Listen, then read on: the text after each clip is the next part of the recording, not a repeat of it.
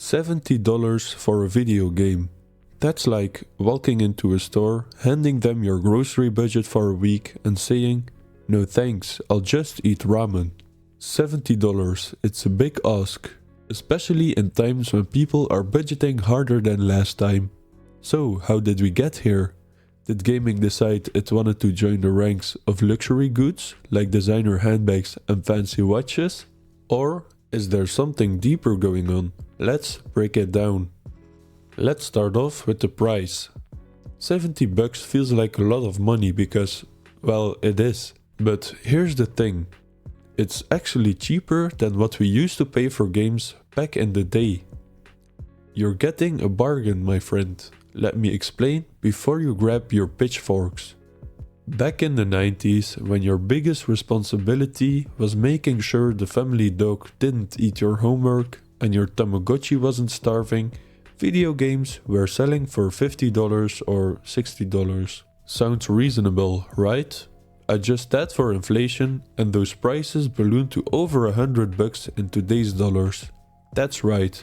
Your copy of Donkey Kong Country or Street Fighter would have cost more than a shiny new AAA title now.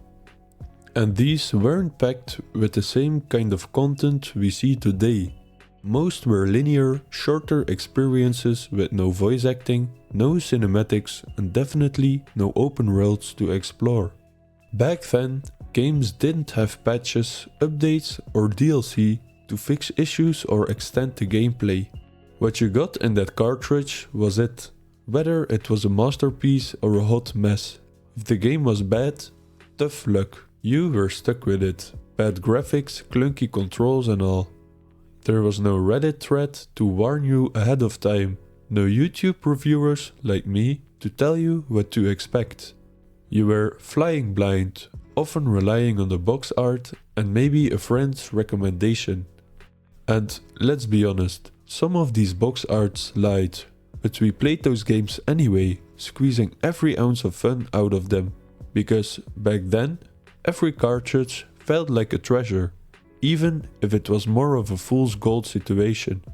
Now, let's talk about why games cost what they do today.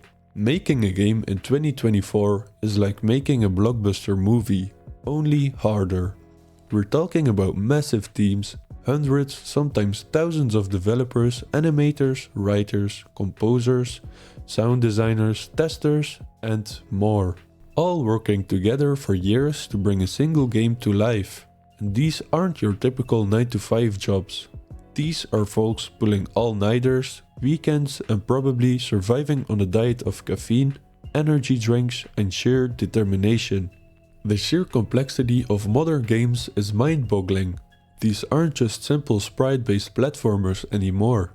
We're talking about photorealistic graphics, motion-captured performances, dynamic soundscapes, and stories that rival Hollywood epics. The technology used alone is cutting edge, with developers pushing the limits of what's possible on modern hardware, often while preparing for platforms that aren't even out yet.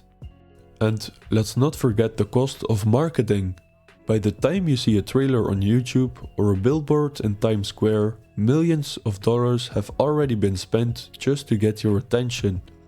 You have to add localization for global audiences, server infrastructure for online play, and the ever-increasing expectations of gamers who want the perfect experience on day one.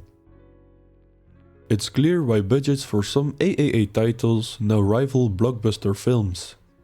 It's no wonder that game development feels more like building a space shuttle than crafting a simple product. The sheer pressure to deliver something groundbreaking and profitable is immense. Every delayed release, buggy launch, or unmet expectation can mean the difference between a hit and a disaster.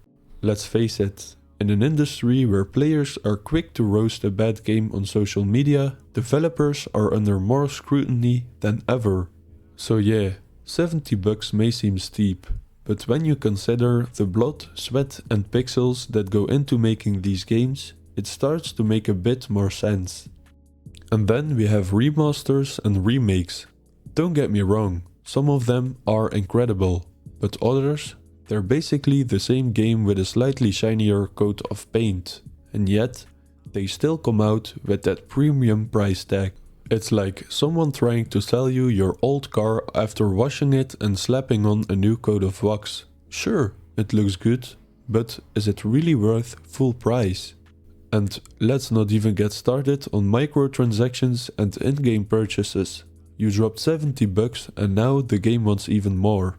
It's like buying a concert ticket and finding out the seats cost extra.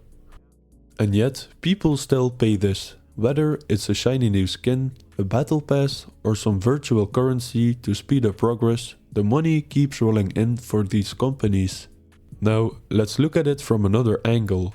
Not every game studio is rolling in cash. For every Call of Duty or GTA, there are a dozen smaller studios barely scraping by. For these teams, that $70 price point can be the difference between staying afloat and going underwater.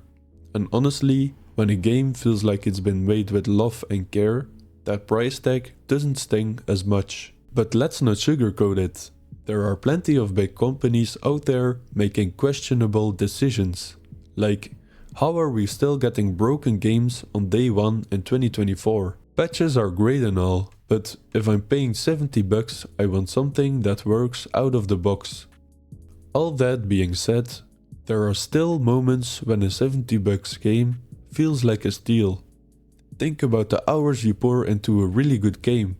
A 2-hour movie costs $15 these days, so a 50-hour epic, that's a pretty solid deal to me. And when you find a game that's so good you can't put it down, suddenly that price tag doesn't seem too bad. So at the end of the day, the $70 debate isn't just about money, it's about value.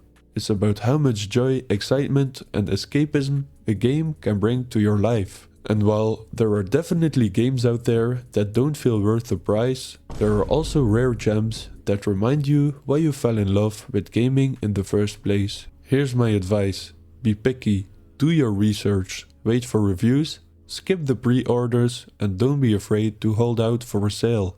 Because at the end of the day, the only person who can decide if a game is worth $70 is you.